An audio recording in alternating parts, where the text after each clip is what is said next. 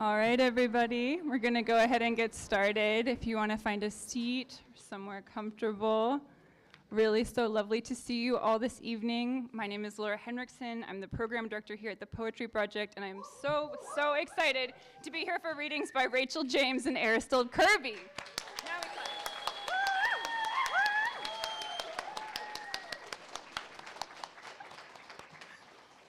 Before we get into tonight's program, I have just a few really quick space reminders. There are 2 all-gender restrooms located upstairs, and then 2 more here on the first floor through the sanctuary.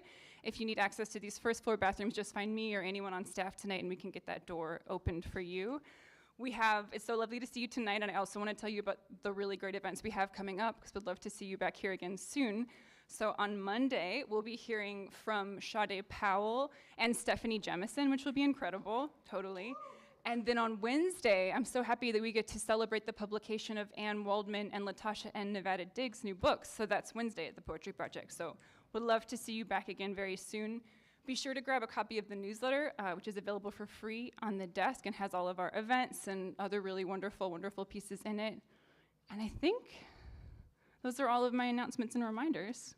So I'm really, really honored now to introduce Rachel James. Think of your secret, or one of them. Maybe. Or maybe don't. Maybe put it from your mind.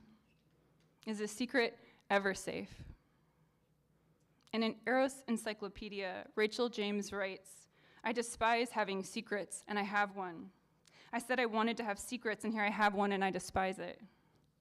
This kind of comic, sexy, stressed out tension between secrets and openness, between knowledge and uncertainty, between certainty and the intangible, animates the book, from its encyclopedic frame, that weird repository of knowing, to its insistent questioning about boundaries, about belief, about stories, love, heroes.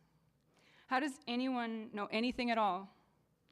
You're singing, "What does it know?" Rachel asks, and then perhaps an answer responds.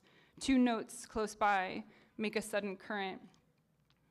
There is something almost of science fiction in this book, in that language is approached in this way I imagine an alien might approach it. Words are not used so much as they are moved around by sticky fingers, held warm in a mouth, physically traced in a way that is at times suspicious, at times erotic, sometimes both. Understanding exceeds meaning in this language, too unstable to be defined, too hot to hold, whipping like a light in the dark. Rachel writes, "Suddenly you hear that you weren't hearing, as if a fan went off in a quiet room. I listen to the space around you, not your voice. I focus on your presence beside me, the heat, and you don't ask, are there words?" Unquote. In what ways is that space, that presence, something secret? In what ways is it public? Is it shared?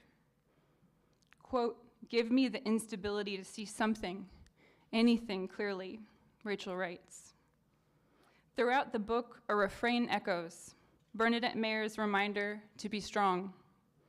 Be strong, Isabel. Be strong, Pam and Ron. Be strong, Rachel.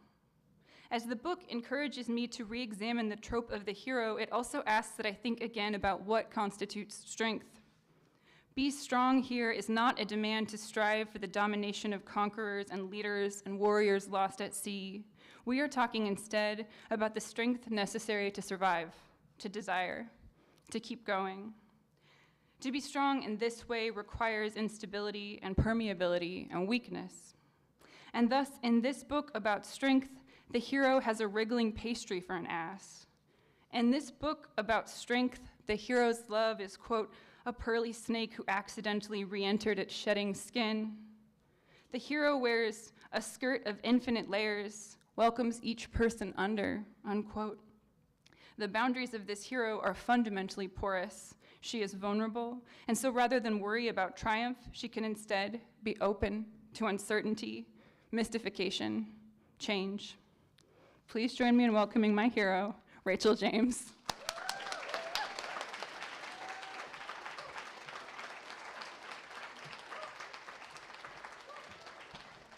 Wow, too much. Thank you so much, really. Um,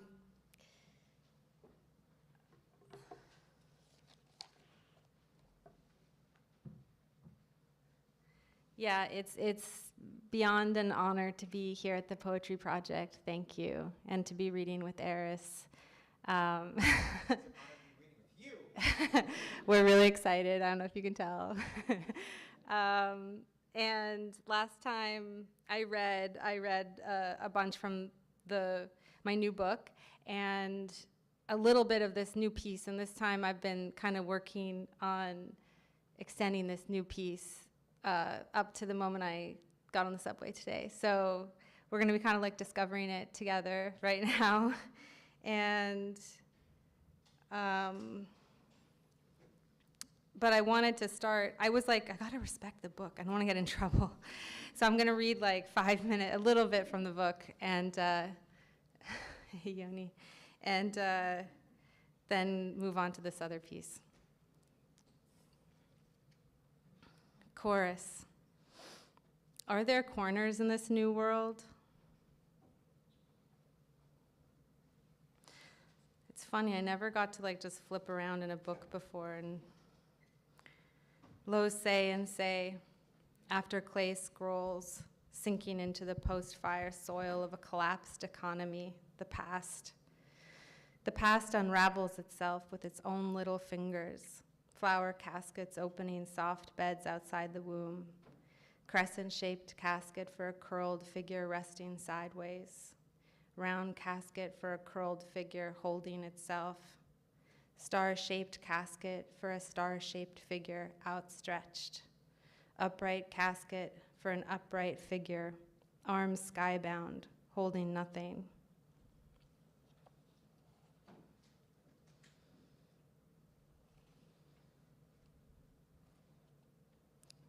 So shadow. Today is another sleep on the couch, sweat on the couch, watch hentai on the couch and turn the lights off. Little boy between two breasts perambulating.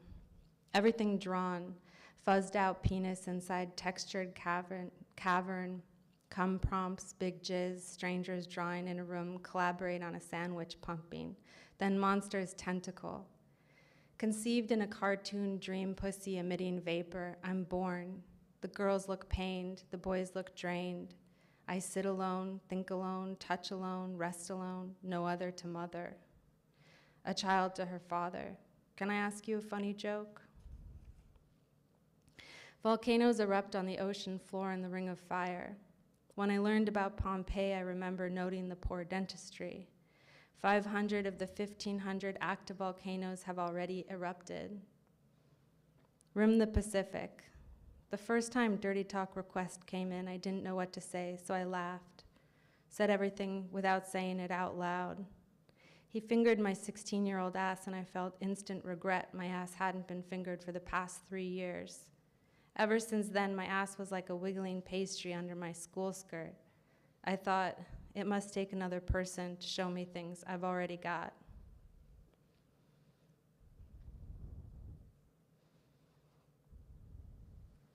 Return to that for Laura.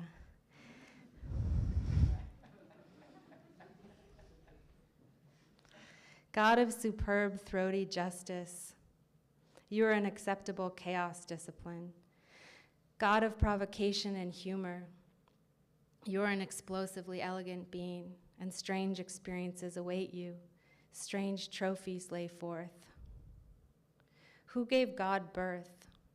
God of holes, valleys, craters, God of intensities. In the future, someone is heard telling the story of a crater made from catastrophe, a meteor blast or earthquake cracking open the planet. No one is left to remember the merry bouncing in the sinking clearing. Who gave God birth? Surely not the God of bouncing, but who else?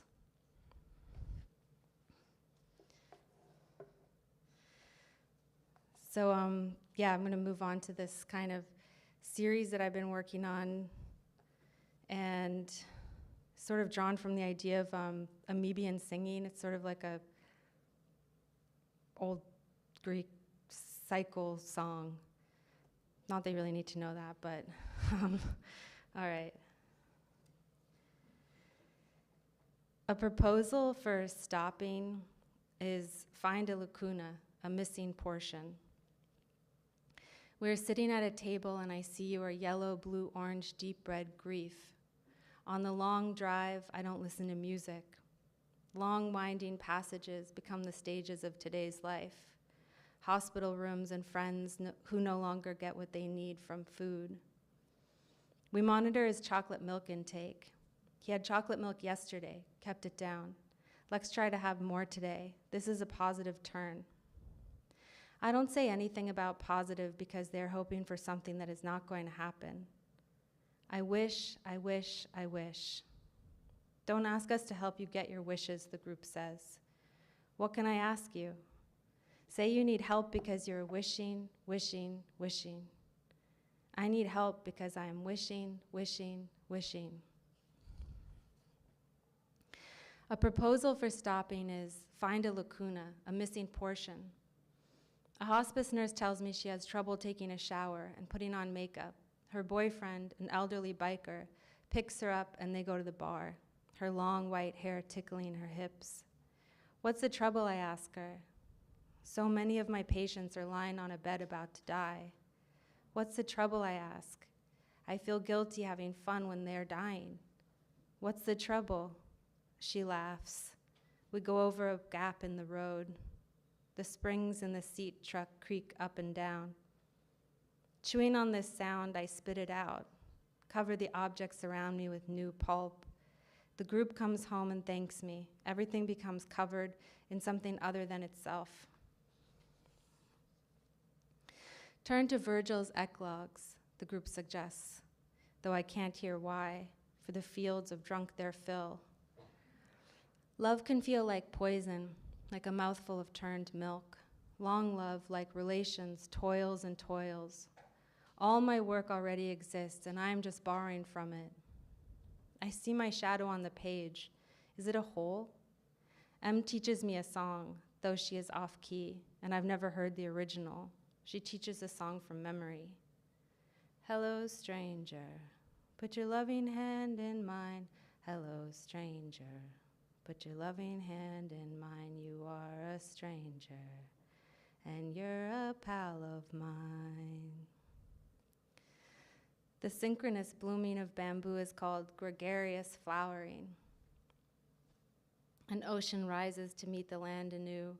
A shepherd asks his friend, memorialize me in this way. Make a mound and add to the mound a song. The items of the world drift together, uncategorized. This cruel month, Jay sighs. Ground thaws. Rear a tomb and write thereon this verse. Make a mound and add to the mound a song. Tonight your memory found me much too sober. A proposal for stopping. She can swallow you home. V, the Sweet Valley High best friend I never had. That was the first line things weren't right. I wanted something from a book I'd never read. I imagined inseparable friends having explosive fights, then making up minutes later, sobbing into each other's arms. I love you so much. Insert inside joke, a made-up language, a lingering caress. At first, V ignored me. At the school's orientation, the administrator said, "This is going to be the hardest thing you've done in your life." My first taste of US Americanness, a bloated sense of hardship permeating elite spaces. We learned to tell stories in shapes, an S or a lowercase e, or completely straight, which would be an uppercase I, chronological. Brusenbrugge says, I mix consciousness with time, confuse time with what could happen. For the first assignment, we received a map with a hand-drawn red circle on it. We were to document a story within the circle, each one within a 50-mile radius, and each of us with a different circle. The area was shuttered for winter. I knocked on the door of a house with a cut-and-edge sign on the lawn. I knocked on the door of a house where someone might have sold used bathtubs, or at least collected them. A man opened the door and I asked, could I interview you? And he said, no.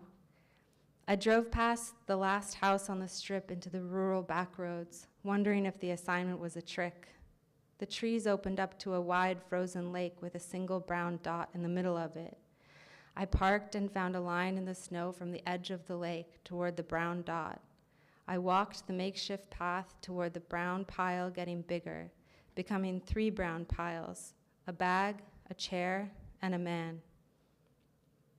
This story, or at least this section of it, was told in the shape of an uppercase G. Nothing stays in the mind for too long, but does anything ever truly leave? I found your note in the psychoanalysis of fire. I selected the book from a large stack as if it could answer a question I have yet to ask. Inside, I found this passage. To think of a power means not only to use it, but above all, to abuse it. Were it not for this desire to misuse it, the consciousness of power would not be clearly felt. You wrote that you saw an analyst in Minneapolis who suggested you meet 5 times a week for 3-hour sessions. You chose to pass. In group, a man announced he's decided to leave and this will be his last session. And it's not anything with us. We're great, and group is great too. He just has a lot of logistical reasons for leaving, but group is great, and we're great, and it's him, not us. G reads aloud, I prefer myself liking people than myself loving mankind. I experienced the opposite. Once pressed, the man said he wanted to leave group because he had a lot of goals and big decisions to make, and he didn't want to take up the time of group. I felt similarly, and a few months prior, heard an old friend had become a life coach. I filled out the form on her website expressing my interest. We hadn't seen each other in over 10 years. I surmised that since she'd been in a successful polyamorous relationship for even longer than that, she had something. What, I'm not sure, but something valuable that I didn't have and needed. At the time, we all laughed at her and her partner's incessant proselytizing about polyamory. Yet over a decade later, they are the only amicable couple from the entire friend group. So they must be laughing now, except they aren't the type. I wonder if I should tell the man in group that I in fact had a life coach and attended group, but it was embarrassing to announce about the life coach. Joan, the group therapist, said that during her training she was asked, how will you endure being loved? By your patience. I've started to love the life coach a little bit. I want her to succeed, so I cut her off before she could detail the sliding scale rate. I can pay you the top fee. At the beginning of our friendship, I had the occasion, numerous times, to have sex with her partner, but always opted not to. Find that lacuna, a proposal for stopping. 10 years ago, on a hot summer night, I was lying on a futon on a floor of a house. I was sharing the room with V, and we had already said goodnight and the lights were off. A few minutes had passed when a soft knock was heard on the bedroom door. Hello? The life coach, Kay, who was then a professor, opened the door a crack and asked, can I come cuddle? Because her partner, A, had relayed the message that V was hoping Kay would be the first woman she ever had sex with. Yes, V said, and Kay got under the covers, and they asked, would you like to join? And I said, no thanks, which I'm glad for because it turned out V was viciously jealous, and it might have all gone sour, making a bad association with Kay, making me never fill out the intake form on her website 10 years later. So opting out can be a good instinct, even if people always say yes, say yes, say yes. How will you endure being loved? Under the moon, the snail is stripped to the waist. I don't want to read forever. Just check my time. There's some seats up here if anybody wants to sit down who came. I thought this timer thing would be easy. I can't even see it. Okay.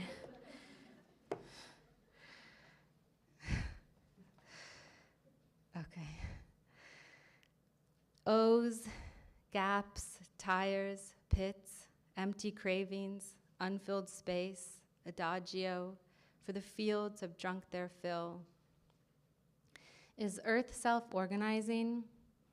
In the desert of Nevada, a convertible, top down, rolled up with a suited man inside. We stood near a large log of petrified wood. It was millions of years ago. It looked like a stone tree trunk, which I guess it was. The man said, "GoPro, take a picture." His headband clicked. He ran back to the rental Corvette. Night highways, no lights but our earthly spaceships. Idea. A man in Vegas meets a local outside the strip. They're partying, and the man cuts his hand. The local, I literally wrote a lot of this really recently. Idea. A man in Vegas meets a local outside the strip. They're partying, and the man cuts his hand. The local leans in to suck the blood. At first, the man is disgusted. It's like Nosferatu. Regressing, I get soggy and flop over the lip of my life.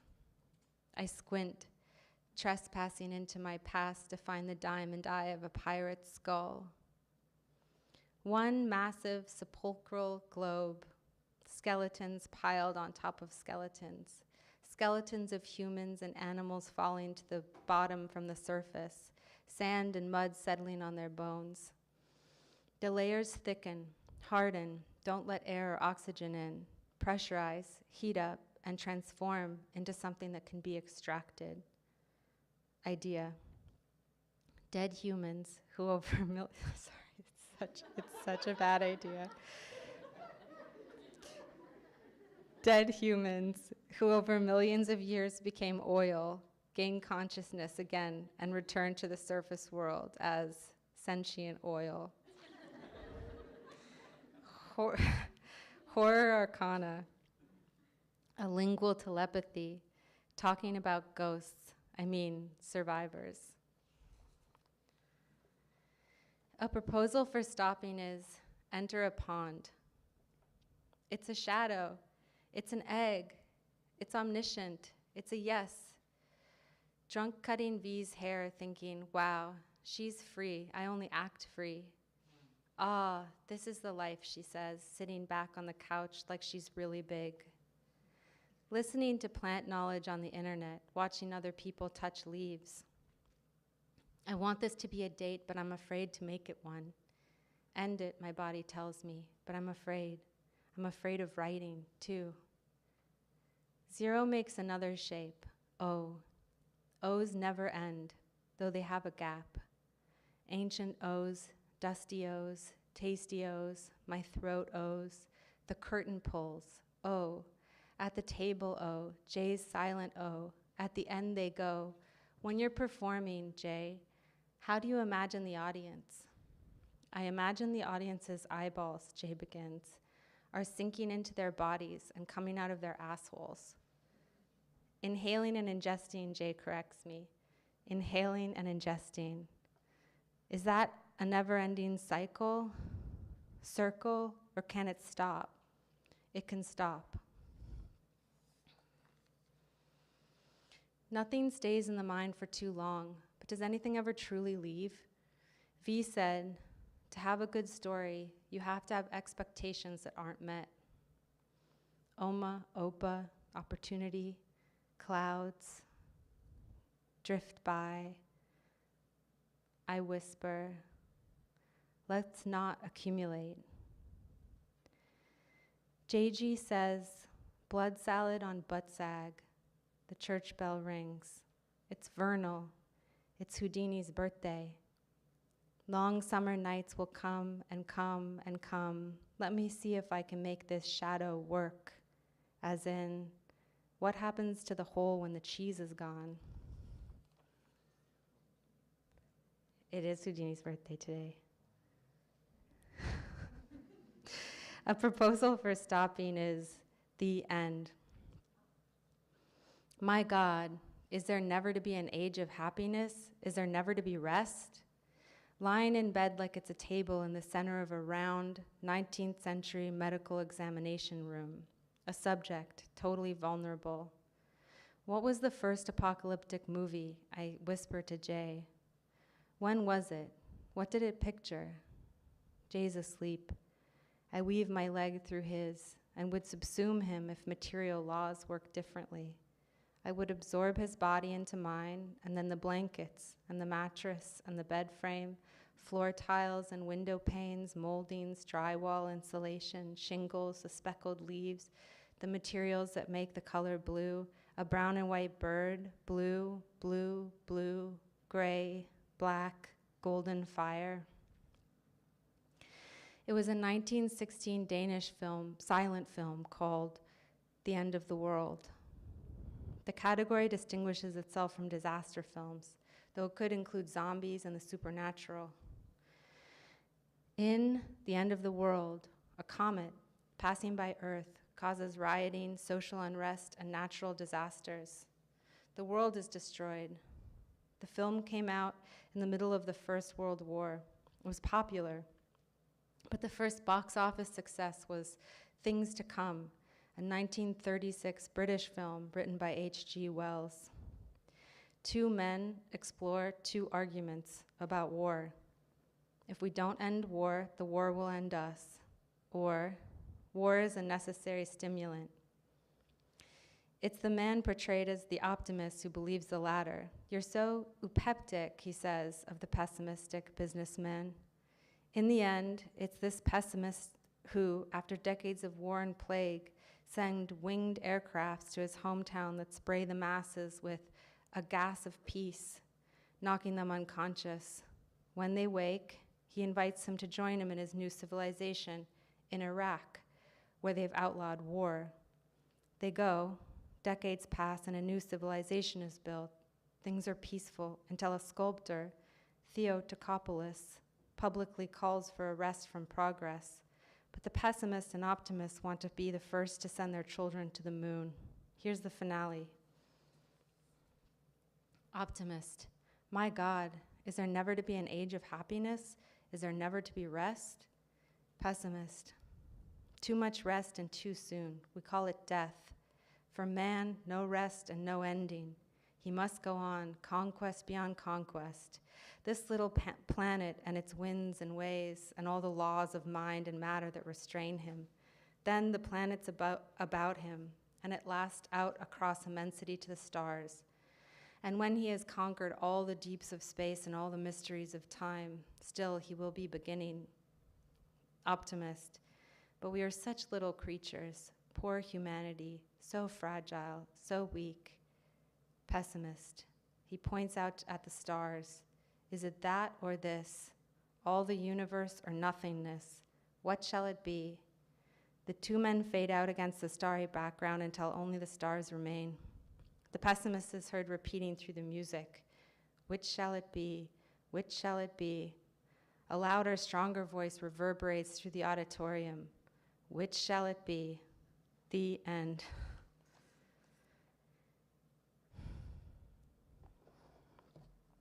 Oh, sorry, it takes me so long. Okay, I'll just this last one. A proposal for stopping. Be like a loose tooth flipping on a tiny thread of gum. Marriage, private property, love under capitalism. In Antonioni's Red Desert, a child asks his mother, "What's 1 + 1?" She looks at him adoringly. "It's 2, silly. You know that." The child takes a dropper of blue liquid from his science kit and carefully squeezes the rubber top. A drip falls into a square glass plate covered in gauze. "That's 1, he says, squeezing the rubber top again. "That's 2. And the 2 blue liquid drops expand into each other. He holds the glass up to his mother. In Michael Hart's Red Love, our bonds to each other are regarded in terms of ownership and property relations. For Alexandra Kollontai, the critique of love is inherently a property question. Only once property love is abolished can we begin to invent a new love, a revolutionary love, a red love. R. Do you want to take this class? M. Do you think I'd be shunned if I bring my biological baby? R. Say she's your friend. M. That would be such a genius prank. R. Here's the teacher's bio. Her research currently focuses on the ideologies of eugenic, bioconservative, and imperial feminisms, including narratives of so-called white slavery, past and present, femo-nationalism, and trans-exclusionary femocratism. What the F is she talking about? Sends photo. That is my actual face reading her bio, if I can even call it that. I need to pay for a seminar just to interpret what the F she is spraying. The baby knows the terms, but won't tell me because she says I'm too old and out of the loop and need to self-educate. But my retort is that shit is so hyper-specific, it's impenetrable. R. The technocratic ideological logic of the libertarian bio proposes we take a pre-course seminar. This sentence really got me. We will ultimately spend more time considering the view that family abolition is the real movement working to undo the care austerity that fundamentally structures life under racial capitalism. Want to sign up? Yes, my map of all maps. Haraway says, humans have never been human. At the birthday dinner, a new mother, thin and depleted, says, I regret not starting the commune. Now that I'm a mother, it's so obvious. So many people talked about it, and none of us did it. Why? In the morning, Em and I get our first email from Professor S., instantly embarrassed for making such a big deal out of her bio, which, to her credit, she already changed. Her introductory email was precise and not over the top. I already consider her my mentor. Glancing through the syllabus, the first word I look up is phalanstery. I don't know if that's how you say it. A group of people living together in community, free of external regulation and holding property in common. I wonder if I'll meet my future phalanstery in Professor S's class. I'm going to document the whole thing in writing, meeting them, forming a group, finding a property, moving into the property, living happily. If that doesn't happen, I can make up the ending in the writing. But then what's the point? So I commit to not making up the ending, and so whatever ending is there is the one that happened. The story will be told in an uppercase L. On the phone with the new mother yesterday, she said, everyone is just trying to keep everything together. Who has the time to take something like that on? I wondered why some things are disproportionately chore-like and others filled with tender anticipation. Mainly, I thought how much I love taking something like that on, and that it's okay if she doesn't. She could still be included if she wants to. And I wondered what Professor S would think of that, and if I'll ever have the chance to ask her. Professor S, what was one thing you came across in your reading for today that stuck in your head? H, Ida B. Wells is called to abolish, transform the patriarchal nuclear family. Z, Firestone's called to abolish schools.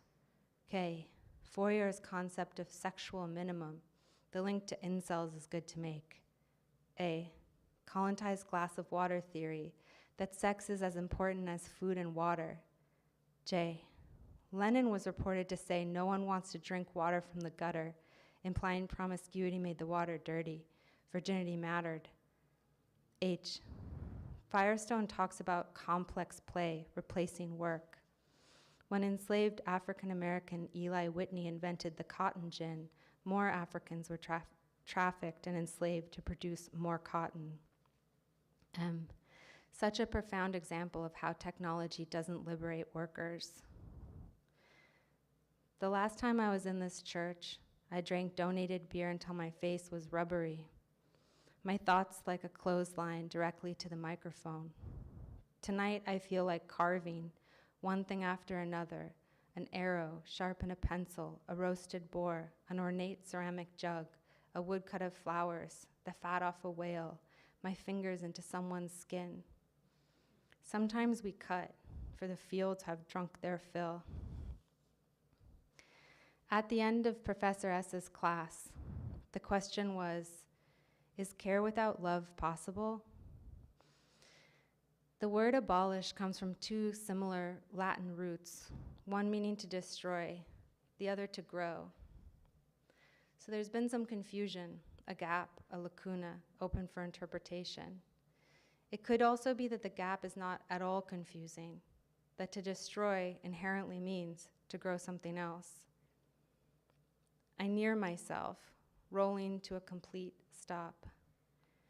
For the future, with villagers half drunk, to know, a record other than now, sisters saw, sing. Thanks.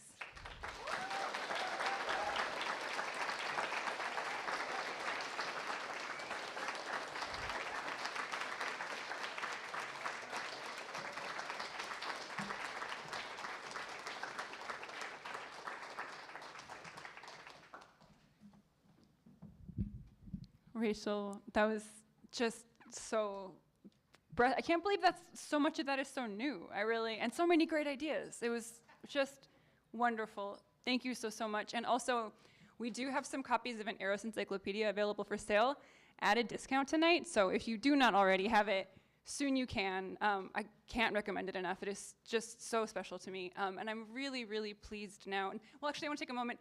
Are you all comfortable back there? There are a few seats here, and then also like some space on the floor, which I think is quite cozy as well as an option. So I'll just offer that if you'd like, and you can use this moment to get comfortable as you are so called. Nice, cool. Are you good? Okay, cool. And with that, I am just so delighted and honored to turn it over to Ginevra Shea to introduce Aristilde Kirby.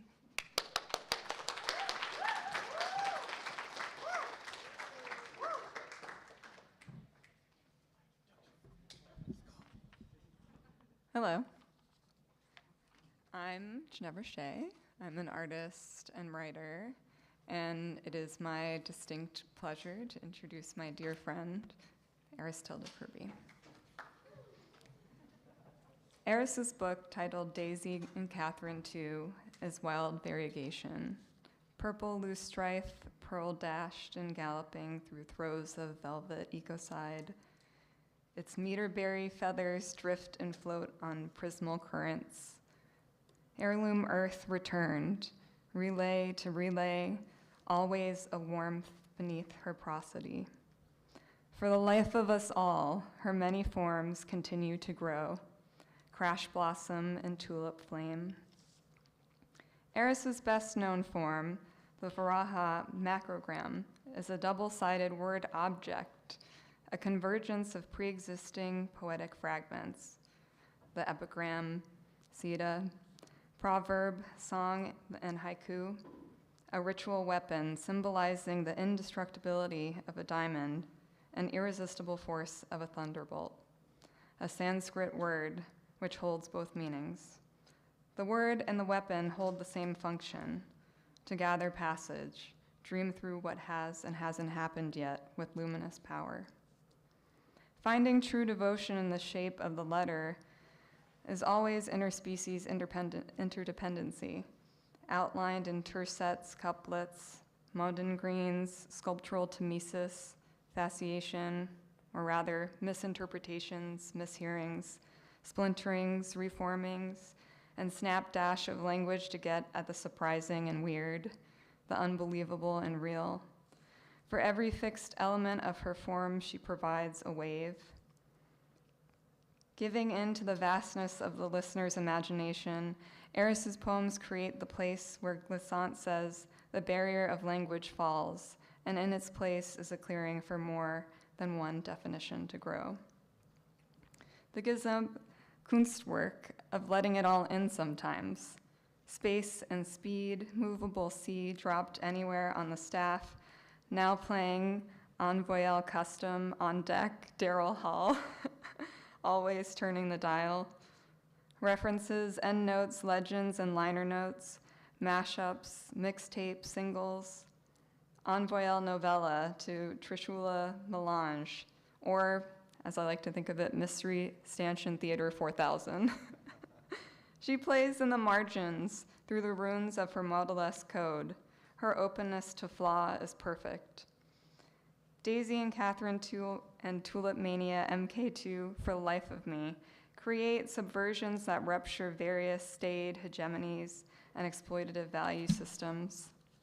Eris asks, what's hell anyway?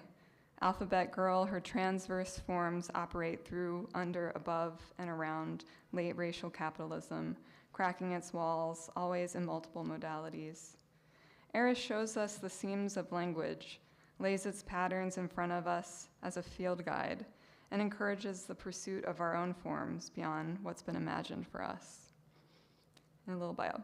Aristilde Kirby, in her words, is a Dakini from the carnal grounds of the Bronx. She has published chapbooks with Best American Experimental Writing 2020, Belladonna, and Black Warrior Review.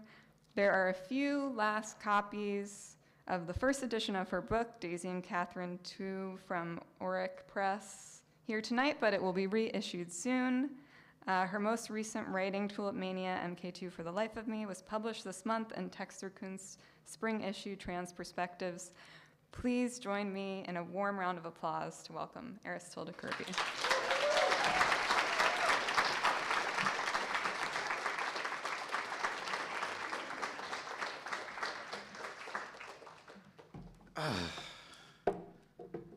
Wow.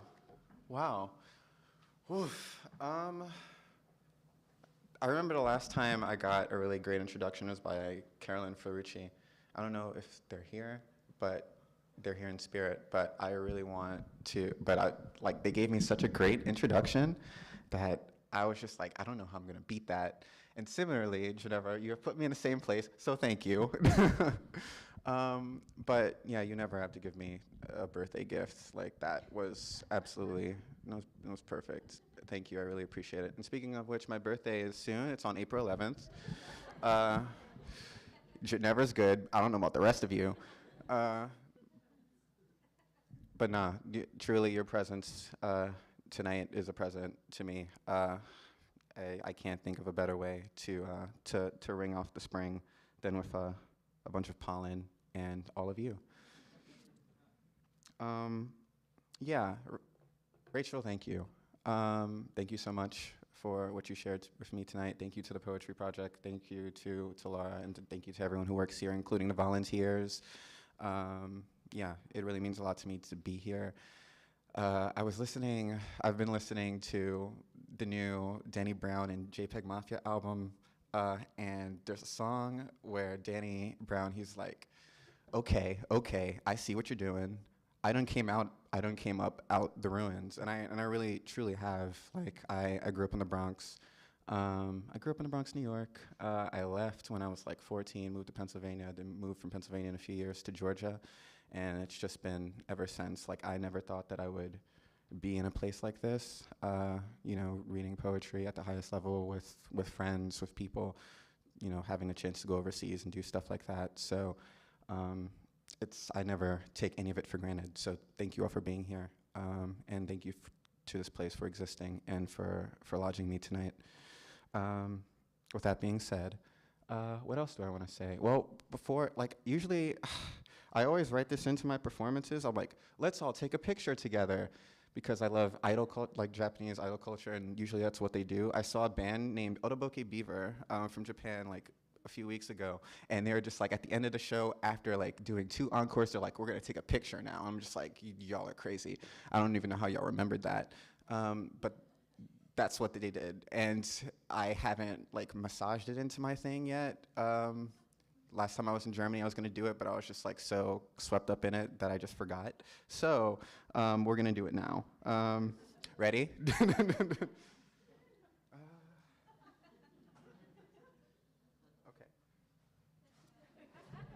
Wait. Is the timer on? Cool. 3, 2, oh, wait. Fuck. 5 seconds. 5, 4, 3, 2, 1, cheese. Cool beans. Y'all look great. I don't know about me. All right. So, I remember Rachel had a line that's like, nothing in the mind stays for long, but nothing ever really leaves. And as soon as I heard that, it just sort of struck me.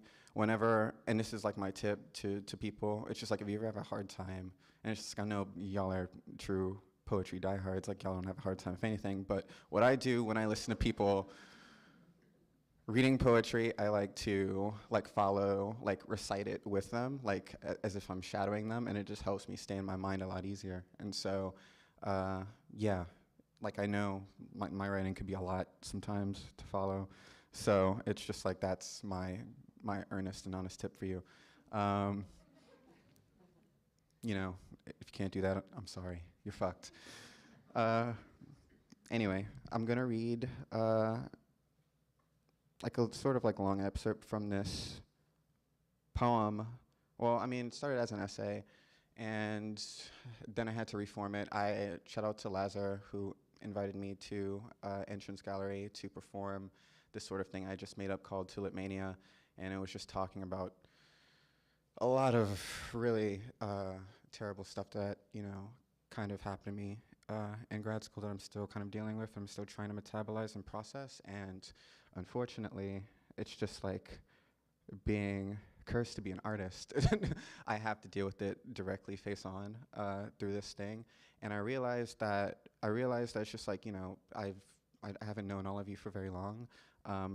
But it's just I realized that people don't really know me like that and where I come from, and just the type of bullshit that I've gone through. And just the same goes for all of you. It's just so it's a very vulnerable sort of performance where I'm in a Playboy bunny suit. The last one I was in white, and what had happened, it's just I read the poem, and at the end I did a flower arrangement to a Sia song, and then I cut myself on the forehead until I bled, and then I painted the tulip with my blood, and you'll see why later. Well, you won't see why later because I'm not doing that here. But you'll know why I did that, because there's a poetic resonance, and if there's two things that school gave me that were good, it was the community of a lot of people who are here tonight, and also a lot of people who couldn't make it. For the most part, I'm so glad that I look in the crowd and I see no one that I despise here. That's so great. That's really a blessing. I thought I was going to act up tonight, and I really don't have to. But it's just the friends that I made from that experience, I will always be grateful to you. And if you ever need anything from me, if I can provide it, I'll give it to you. And also, it's just it gave me, it's oh, I'm an artist. My name is Aristilde Kirby, and I'll be serving Kunstler tonight, as they say in German. So, yeah, it's just performance, poetry. It's all part of the same interwoven network for me. So I'm going to read you Tulip Mania. And shout out to Texas Kunst, who published the thing. Shout out to Luce Lear, who edited the thing. Great philosopher. One of the sharpest people that I know. Shout out to Eleanor for bringing Luce to the performance. I really appreciate it. And yeah, I'm going to read the intro to it, and then we're going to get right into it, and we're going to go for a little bit, and then we're going to read. Okay, so let me just do the roadmap. Yeah, that's fine. Roadmap, Volkswagen. In life, there are passengers, and then there are drivers. Don't buy a Volkswagen. They didn't pay for me to make this message. I was just making a joke. Fuck Volkswagen. Yeah. Okay. Texas Kunst Transperspectives out now, featuring Geneva Shea's amazing poem, Fragments from an Intersex Archive. Thank you. Yeah. Aristilde Kirby. Wait, let me put the timer on. Okay, there you go. Yeah. And also, oh yeah, the roadmap, one quick before I do that. So yeah, Tulip Mania. Then we're going to go into two brand new Daisy and Catherine poems, Squared C, called Squared C and Squared D. They're not in the book tonight, but hopefully I'll get them published eventually somewhere. And yeah, it's just and I'll explain more about Daisy and Catherine when I get to it. But anyway. Aristilde Kirby shares a story about desires under late capitalism. Doubling down on the Tonka form, a Japanese free verse with 31 syllables, the artist, writer, and performer links the long-gone economies of tulips to flowering markets of reproduction. Exploitative value systems and their historical continuities are the context in which the poet weighs personal costs on multiple timescales. Individual hardships and the entailing difficult choices remain firmly impressed in structures of oppression. Tulip Mania, Mark II, For the Life of Me, represents the most recent iteration of Kirby's engagement with these topics in both writing and performance. Damn. OD. All right. When I was a teenager, my mother said I had full lips and that I would make a woman very happy one day. It was weird then, and it's weird now. Want to know of something even weirder? Capital's orgiastic semiurgy and empire's power creep molten dramaturgies. The genesis of Tulip Mania begat from the vast reaches of the Ottoman Empire, including Turkey. The early Sajiks were, like most, helmed by warriors and traders. Violence and commerce, nodes to two ends of the same torque that as barely has a center to its gap. Whether it's the 9th century, the 11th, or the 13th, where they conquered Anatolia and North Persia in total, or now, power is consolidated using these twin forces. Power can only be challenged using the same forces, and so the Mongols fractured the Seljuks' regional grip. Their defeat gave rise to the Ottomans via infighting and a shift in leadership, who prospered for just about 600 years, from Austria to Southwest Asia's borders. Empire uses power to build a bedrock over which is top and subsoil, known as regolith. This is about how humans try to co-opt beauty to subsidize atrocities. This is about how large geopolitical chasms poison communion on the individual level. This is about me, but not right now, not immediately. This is about amalgamating a chimera of slang and study. Like prego and regolith, pregolith. Whether you will or won't, this, my flower, is how it is. This is about how I see that the totalization of kink, almost just barely now, absolutely eclipses the reality of suffering. The small sickle that lops off a tulip to be shipped overnight for fair trade at a Netherlands auction house to this day. This is about the coordinates where the frisson dead ends. This is about how the Sultan needs 3 people in his chamber after the painter Ang. They are a eunuch, a musician, and a concubine. They are the closest to power, close enough to threaten it. They're winners of the subclass lottery, but not without personal sacrifice it takes to pay for the ticket. The eunuchs were imported from Africa, and yes, by force. And to be clear, they didn't start as eunuchs. They were known as sandali, genitals cut total by a single razor stroke, urinary function preserved by a small metal tube, remains planted in a dunghill, and if adolescent, the sold-out child would survive on just milk, pre-inoculation to empire society. Sandali, for example, is a word that means sandalwood. Camphor and almond were also used to describe eunuchs castrated by different methods, but the general trend you can espied here is that every eunuch was classified based on plants and named after flowers. There were white eunuchs too. Guess which got the less severe treatment? But the whites got, in turn, relegated to serve spaces less related to the Sultan's core because they had the ability, no matter how damaged, to fuck. Such is the acute semiotic parceling of one's social status to how much a state mutilates another on its behalf. That is how power can mean. Tulip Mania started here. I feel like poetry is less than lines on paper, more like logic. Flowers help sustain an ecosystem. They give off oxygen. They aid in reproduction, right?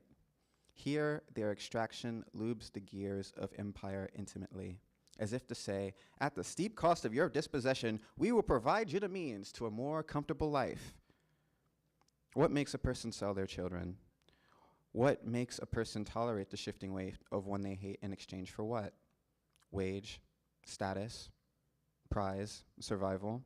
Brief sidebar, but those reasons are easily less absurd than a male editor's hint to trade sex for a solo search chance, or hey, I don't know, genetic material for a chance at winning a queer essay contest because a lesbian artist knows the jury. All of these are true fucking stories of intimate offers made for virtually nothing at residencies, MFAs, stray conversations around this or that specter art world sector. The sickle of pleasure is marginal. Deals still get swiped if not cut. They really think that we're stupid. But in a visibly more brutal time, the Ottomans celebrated stability wrought through dominance with beauty. Their cities became infamous for their lush, expertly curated gardens of wildflowers: Persian lilac, saffron crocus, roses, violets, narcissus, and of course the tulip, embroidered as a talisman on garments, emblemized on armor, seeping into the poetic membrane of supra and infra permaculture. A poetic battle account of war between the Turks and the Serbs recalls the pastor being strewn with severed heads and bloody turbans, the namesake of which the tulip is based, tulbent, Romanized. The eunuchs tend to the flowers as musicians sing of war, concubines get deflowered, and the warriors risk nigh certain maiming in flesh just to be barely remembered in name only. Spain's ambassador to the Sultan is at a diplomacy meeting in the palace and is struck by the tulip's beauty. As a sign of good faith's good, the ambassador leaves with some bulbels, easier to cultivate and thus see bloom than those from seed. He sends them to a Flemish botanist friend hired by college to study the medicinal values of plants. The tulips do fuck all for that, yet they're pretty, validating their existence in light of this regard. They get put in front of the right eyes and they're a massive cultural hit. A country which had just won its independence decides to do something truly revolutionary and become acolytes of free market capital. Fuck! Almost did it. Fuck! Almost had it. Almost had it. Almost got past the point. In the first 2 years of the botanist's planting of the tulip, over 100 bulbs were nicked from his garden, and this is the most marginal loss of tulip mania. So many colors and varieties, but this one is emblematic of this economical phenomenon as a deeply personal malady. The Semper Augustus, sought after for its then rare, unique appearance, only then possible as a result of a genetic mosaic virus. Imagine it, a white tulip, flecked in veins, bands, feathery flame stripes of red. It looks wildly peppermint. A parasite infects the bulb and glitches the natural color pattern. Each life is replete with the possible, for the Augustus, what made it beautiful to us was the root of its sickness. Their stems and blooms are shorter, as are their lifespans. They were fetishized at peak. According to a 1636 pamphlet, a single reproducible bulbet sold for the monetary equivalent of 8 pigs, 4 oxen, 12 fat sheep, 24 tons of wheat, 48 tons of rye, 2 hogsheads of wine, 4 barrels of beer, 4 grand pounds of butter, 1 grand pound of cheese, a few outfits, a silver cup, and a nautical ship. That is what was at the time 3,000 guilders, equivalent to 41,579 euros in 2021. Note how the greater and complex the number, the less the line's visual syllables. There's something about how space collapses as time is wasted talking about money. In 2021, the aforementioned sum would be even more in dollars, thinking of the exchange rate then. For scale, it costs an average of 210 euros for one S-class pig whose carcass weight is 60% lean meat. One could get a used sailboat for around 10K at the very minimum. It costs 334 for a wheat ton in fall 22. We're at 19,696 euros in sum now of these objects alone on the list. Spoiler alert, if we take the current rate of them all, we're greatly exceeding 41K. But hey, just think, we could do worse than buying a cursed flower bulb. We could buy an NFT. At least it lasts forever, right? All this means that inherently capital is based on a distortion. I'm not appealing to morals here. I judge by reason. Anne Goldgar, contemporary fact-checker of the myth, averred that tulip mania was not the flatliner of the Dutch economy it's inflated to be. It's more aligned with the standard model of an economic model we know of. Irrational biases and herd mentalities of hucksters and naive disciples push a commodity to absurd heights. It's not that a man traded his mansion for a rare tulip. It's that he really totally did pay the equivalent of his mansion to own said bulbet instead of, I don't know, providing housing to someone worse off. The collapse of the commodity's price erupts people's long-standing trust in a system based on elaborate credit relationships where money pledged isn't paid. Reputations were ruined, bonds tarnished, bankruptcies filed, people placed into debt-based punishments. Worse than a gamble, more like a shell game is capitalism, a confidence trick, and bubbles are normal till its function. They run on the peril of futures, speculative assets, abject objects as commodity fetishes. Who stands to lose the most? Turns out tulip mania wasn't the friends they made along the way, but the burn of meaning people attached to a flower that looked like a rare yet reproducible volatile little flame. It is what people were willing to sacrifice to profit off its color. The idea of shortchanging another to exponentially gain. What does this have to do with me, you may wonder? Eclipsed apology is perspective and congruency.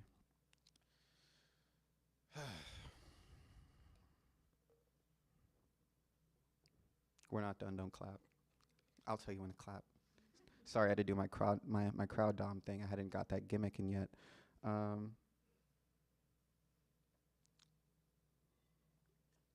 When I was a teenager, my mother said I had full lips and that I would make a woman very happy one day. It was weird then, and it's weird now. My first job opportunity was in my high school poetry club.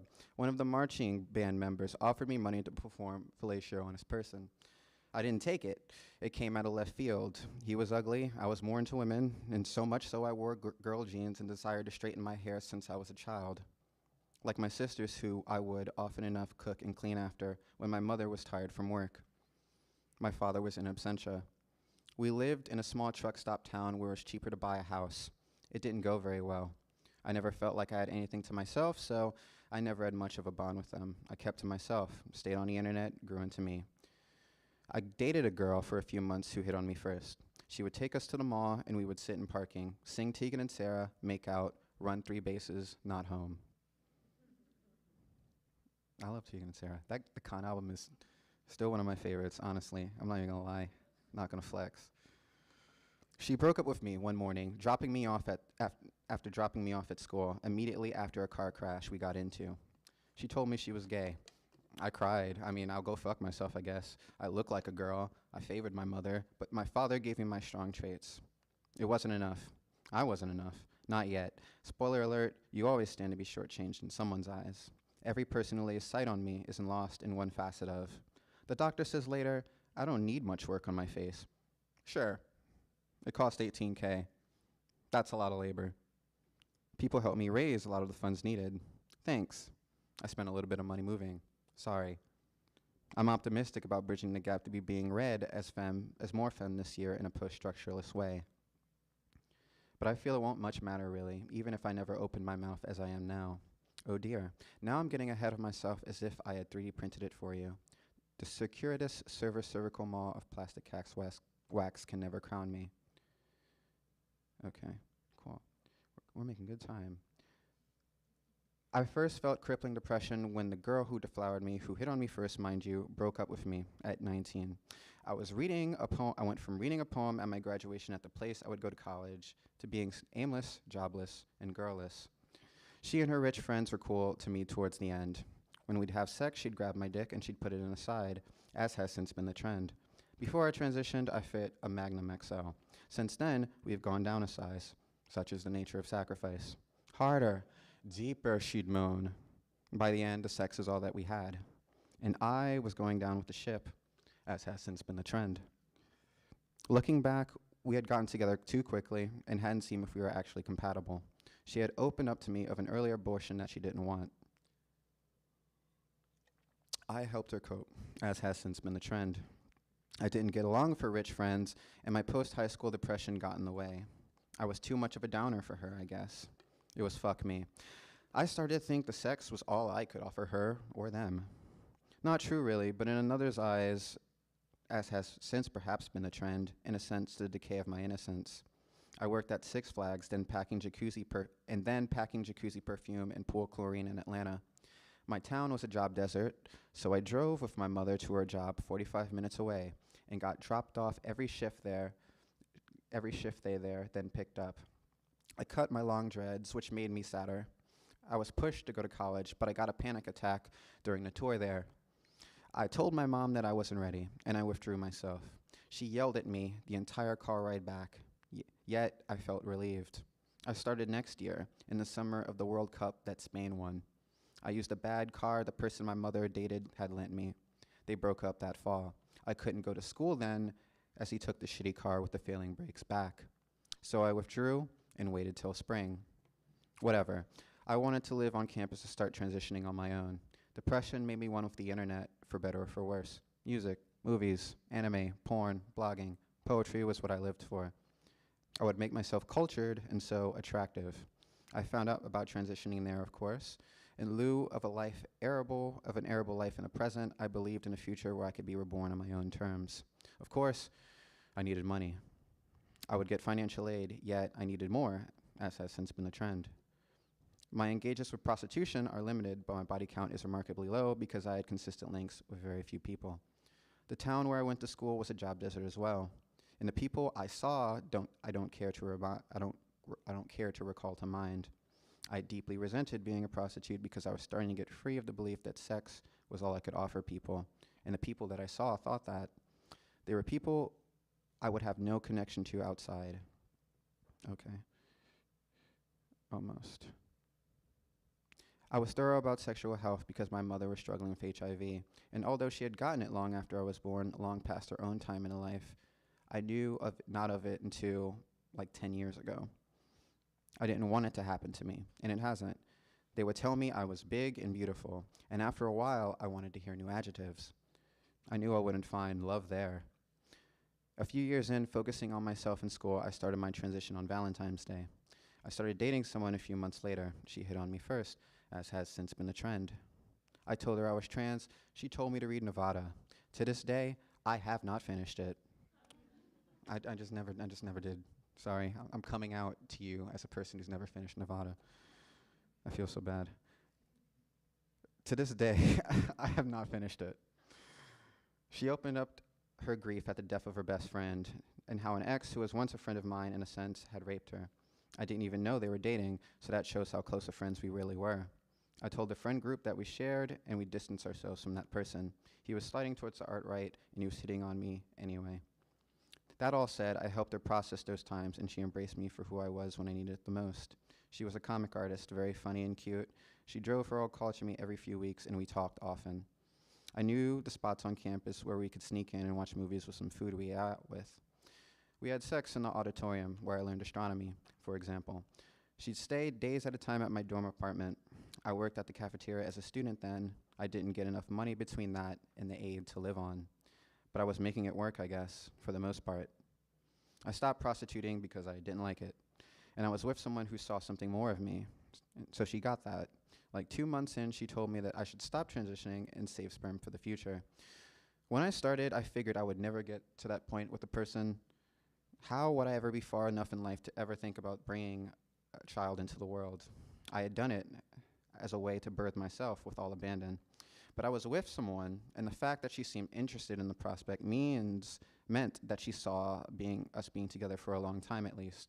So I stopped for 2 months and did it. Progesterone, estrogen, Spiro ceased for 2 months. She drove me to Atlanta, and we went from there. I want to say we lasted for a year. Here's my hypothesis about why that ended as such. She liked to pick at me for liking porn, and understandably so. I mean, it was out of jealousy. But look, I like muscle girls, girls in swimsuits, cross-dressers, and girls in general. Porn was a coping mechanism for depression and gave me a reprieve from being a fetishized whore with media that had nothing to do with me. It wasn't a good one, but there we were. I stopped consuming it when she told me to. But towards the end, she would have sex with me with her eyes closed more and more, and then we would still be parsing through the grief about her past best friend who was a lover at one time. Like the Elliott Smith song, I didn't understand then, until she came all the way over to break up with me. She said she was going to move to Colorado, to move in with the sister of this deceased friend without me. Between that and times she would pick at me for petty things, I rarely argued with her actively. I didn't want to be in volatile relationships like my absentee father and my mother, who only seemed to attract abusive, recalcitrant losers.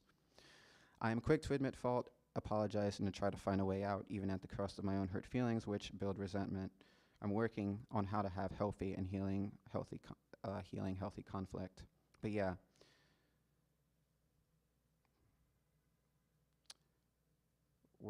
Okay. I don't want to end right there, but I will end soon. I mean, I will end with this poem soon, and then we'll move on.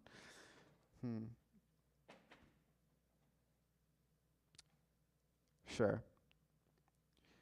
Let's start here. But yeah, We did break up. It was the cleanest breakup I've ever had. We don't resent each other. She helped me when I got arrested for shoplifting food. She came with me to court. Probation made sure I paid far more than I stole. This is what monetarily fucked me up towards the end of my time at school, which led to my homelessness thereafter. But a year later, she asked me if I would give her a kid eventually. I said, yeah, sure. It would make a type of sense, seeing as how she helped me do it in the first place and paid for a year when I was once hard up. Even here, though, I can't shake the feeling of being used as a flesh totem fetish to someone's ritual wrought ultimately without me, to supplant my needs and desires with that of another, all for another. I feel like I know what she would name it, know what's the underlying reason of why, and maybe she dated me to begin with. I'm just a vessel, right? Wrong. To help pay for probation, I started selling my blood. I bought a shitty car with $1K of loan funds. I also worked at the college cafeteria still, which closed in the summer, which is why I started shoplifting, as there was no real work left. Fall returned and I was 26, done almost with undergrad. The school's food service wing started shifting from being run by Aramark to by the state itself. With me having so few credits left, I was no longer a full-time student, so I couldn't work for them anymore, which really shocked me. I had to reapply when the transition was complete. And there's more yellow tape with state things, so it took longer than I expected. In between selling my blood, I started a GoFundMe to help pay for rent. This, combined with all that, put me in a negative space. As I received support and attention for my writing, it seemed like my life was collapsing around me, again. So I got the money and went to Atlanta every weekend to sell my blood twice. I didn't go back to sex work because, again, I didn't feel like it. Blood work was $50 a stint. I had to do intake with the doctor at the plasma clinic. He asked, because he's trading in vital fluids, the following questions. Did I do drugs and did I have sex with men? I said no to both. Lies of a sort, because I was on Spiro, estrogen, and progesterone. And no, I hadn't in the last few years slept with men, and I knew I was basically in the clear then. I felt anxious when the doctor felt for my heart, thinking that if he felt my breast, I would be disqualified from selling. The FDA doesn't accept blood or sperm from the people of the male sex who have had sex with men in the last 5 years for fear of HIV/AIDS. In articles I'd read then, people presenting as trans girls, stop. I lost my place. Okay, were being turned away based on that fear. A Washington Post story from October follows a black gay man's thought patterns as he applies to donate at Cali Cryobank. After providing his sample, he was sent a rejection email, a result of checking the gay box. On top of that, only 1% of applicants survive a highly selective process where physical and psychological health are screened, criminal background checks are taken, genetics are scrutinized. One needs to be between 18 and 39 to donate, and you have to be above 5'7". Cryobanks in this world, as it stands, are neoliberal, eugenic, for-profit institutions. I am paying $450 a year to store mere potential. Donors who pass on the other side of the wall can get $70 to $150 a donation. Those are flipped and sold for $9.50 to $1,500 a vial. I can take a guess what makes things expensive or not. That's not taking account the price it takes when it has to be sent for on the other side of the equation when the initial purchase is made. It costs $4K to purchase a donor egg to use for breeding with IVF included. And so, fertility becomes business like every other. That all being said, I get it. When a system promulgates poverty and scarcity, it coerces people to sell their bodies for sex, or blood plasma for health, or labor for lacking wage. Yes, why would anyone think that selling human eggs or sperm is off the table? With only 20 cryobanks in the country, out of 748 donors, only 13 are black, even if they overlap with other categories due to being, say, mixed. White and Asian men are far more represented. Black women are vying with themselves and everyone else for what appears to be a more scarce resource that can disappear at the checkout stage of a transaction site for a child that matches their genealogy. In a twist of fate, this impacts LGBTQIA people the most, as they are the most likely to resort to a place like this. Trust me, it can get worse when we get under the table. And you can clap for that.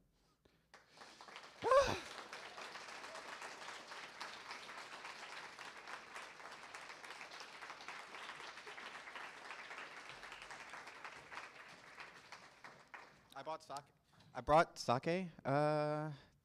My former boss, Halo Perez Gallardo from Little Deb's Oasis, they'd give me this in 2020, and I had never drunk in it because I'm not a big drinker, but here's to you, everyone.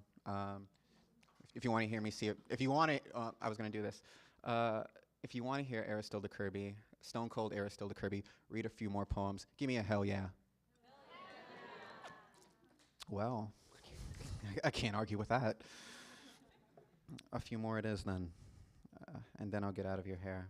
Thank you all again for letting me be vulnerable with you all. If I can't do that in my poetry, if I can't do that in my work, there's really no fucking point to me doing any of this shit. Facts. So I'm going to read you some poems from, like, it's just like bonus poems basically from nothing, but it's just like from Daisy and Catherine squared. There's Daisy and Catherine A, Chambert Rosette, and then there's Daisy and Catherine 2 squared B, Harlequiniton, and then there's Daisy and now I'm going to read to you Daisy and Catherine C and D. One is called Lächenrazor. That Lächen is a German word that means smile. It's spelled Lacheln with an umlaut over the A, I believe. And yeah, it's just like, at first I thought it was like Lächeln, because my English brain went to that, but it's actually like Lächen, and I just thought of Hellraiser, so I thought Lächelnrazor, so something that makes someone smile. And the other one is called Daedalus, which is it's in Greek culture. There's like they're like sacred rocks that that are said to fall down from the heavens, basically meteorites. But yeah, I'm gonna read to you a few from each, and then we're gonna bring it all together. Actually, I'll just read the two. That's fine. Daisy and Catherine squared C, Lächenrazor. Wheat has more genes than a human. Not braiding both. Wheat has more genes than a human. Hot braiding both the same place. I'm distracted. Wheat has more genes than a human. Hot braiding both the same place I sip the beaker of apple juice, peddling amongst blue quill who raise heads for light. Ear tickles her neck like a buttercup is the halo. She holsters her finger like monks for the dinner chime. They seek, a spot reflects. The air layer, my rainbow, her tan line where umbra clips on Claire. In her throat augments the gloss like Seto and lip balm, which, on a golder shoulder, Eden shades. My sniper perch, an exhibitionist showing tact in her Kreutzberg loft cause, my Sinlish, my Theta. Our heads of hair cross, help color adhere to the near kiss of the petals. A winged effort.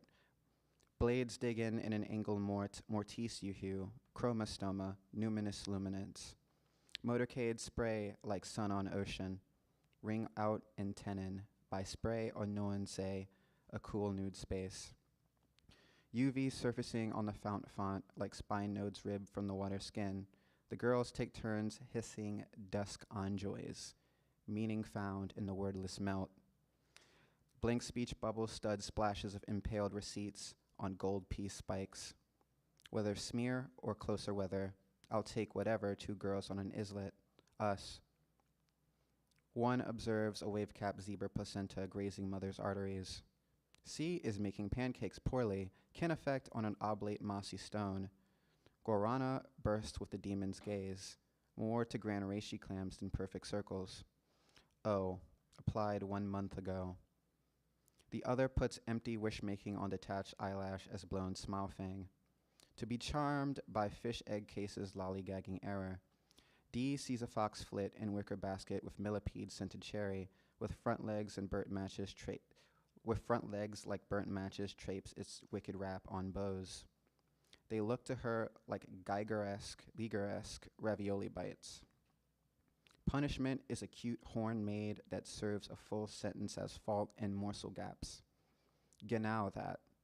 What is evil?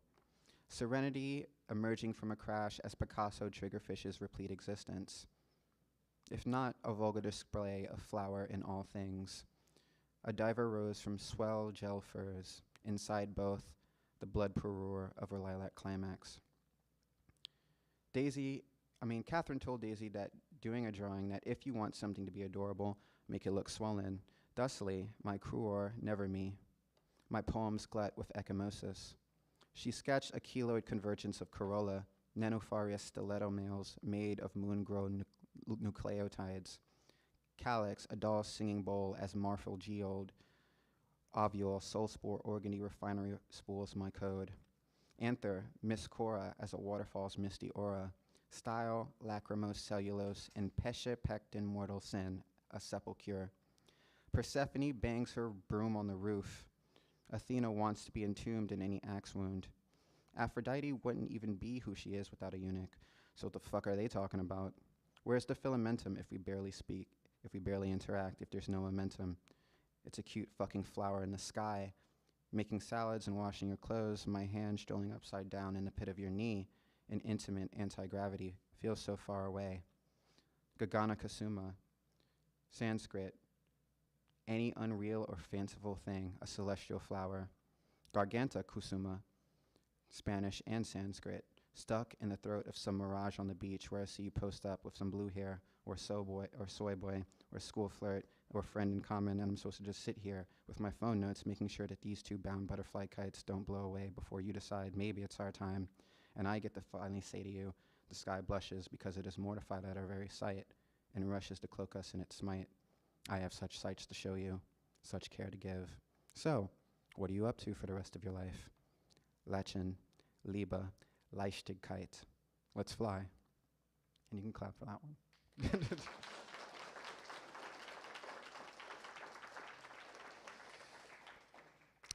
Like Rachel, I was on the train, like in the last minute, like arranging the poems how I wanted to. So this is like the last one I'm gonna read. These are the last few I'm gonna read.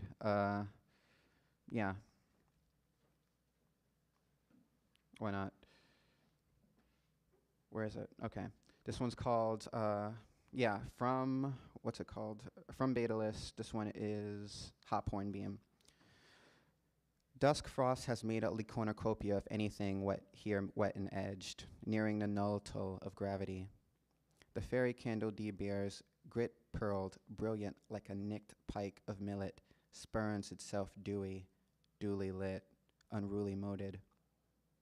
Sees down glad, and like a moth bite in a hung and hid tunic, she's open. Damn it all, her navel a dark teardrop, darling lacuna to darn. A soft curse to share, to be soldered by noetic wax, unshorn sunspoon, embroidered stuck. Foamy close with the bite of the coast. I'll show you a hare's primal seizes, a wick that determines a stepstone or snare. You are my column of plight. Flurry me red, bereaf the hot beam, ament. This one's called Nuitement, which is French for nightly. I based this poem off a Negroni, like a fantasy Negroni that I had. Negroni's like my go-to drink. I get 2 Negronis, I'm done. Spent, fucked, over. But I like it because it smells like an old woman's perfume. It was the most accessible drink for me, like elegance and, and it'll get you drunk, so I needed to do that at the time. Nuitement, La Negroni. 1.5 ounces 4-pillar bloody Shiraz gin, half ounce Carbac mulberry brandy, 3/4 ounce Alessio vermouth Chinato, half ounce Aperol. A flower of life in lattice shiners. I am branded like a bar counter in black light. Depression bubbles like ton glut mulberry. I mean to entreat a hand, a mouth, not grass to please. Yet not everyone makes harvest or makes spring. I want y'all to remember that. Surplus coin frog warbles cuddle the wold like a lung wilts to its overgrowth. The moorage of the Blesher Groves and other stories. Star tender, 1 oboe for the tab. So here's to the her I fall into. Even in her crushed ice, I'll be your night's shade. Hold me there means, if only for a moment, let's share confection and convection behind a blackout curtain of your hair around my face. Heal the wounded cheers. And the penultimate is called Daedalus, which is the title track. It's so Daisy and Catherine are like making sacrifices to this rock, to this meteorite. For the Aglarian rock, weave these offerings: the red wheelbarrow made with chemicals, 60 peach pit meteors, the entrails of goodwill stuffed animals as plush cloud scarves, a wave file of us laughing secret like sniffing dogs, my brat king tail of mullet princess ringlets snipped, my prize one minotaur pierced orchids, eternity's pleated curtsy, sublimes involucre scented like marine sere, broken glazed crullers in miter gears, hex screwdrivers in votive colored cigarettes, each comet tear on the windshield of all cars ever, bud cabochon spread like jam on lips hem brioche as tart, a black box daisy chain from every crashed plane, the original Catherine wheel as a compass. And this is my last poem. It's been such a pleasure with you all. Don't clap right now. I just want to tell you how much of a pleasure it was. And as a crowd dom, I get pleasure from denying you your agency to clap. So thank you for joining me in this experience. I really do appreciate it. This one's called Carhartt on Carhartt. You can have them. Every species on every page, desiccate, paper thin beneath the Singer brand Iron Maiden. If two kneeling omnibuses touch each other, driven by women, both wearing Carhartt in a bottleneck street at 9:43, the B 43 and 38. Is it gay? Yes. I love you, and I wish you were here. Thank you, everyone. My name is Aristilde Kirby. Thank you, Poetry Project. Thank you, Geneva. Thank you, Laura. Thank you, Morgan. Thank you, everyone. I love you all.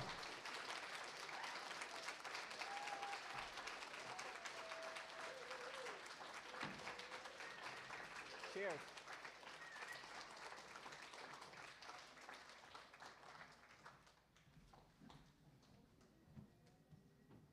Eris, oh my God, so wonderful. Thank you so much. And thank you so much, Rachel and Geneva, this whole night. Thank you. I just feel so incredibly lucky to have been here. So grateful to you all for being here.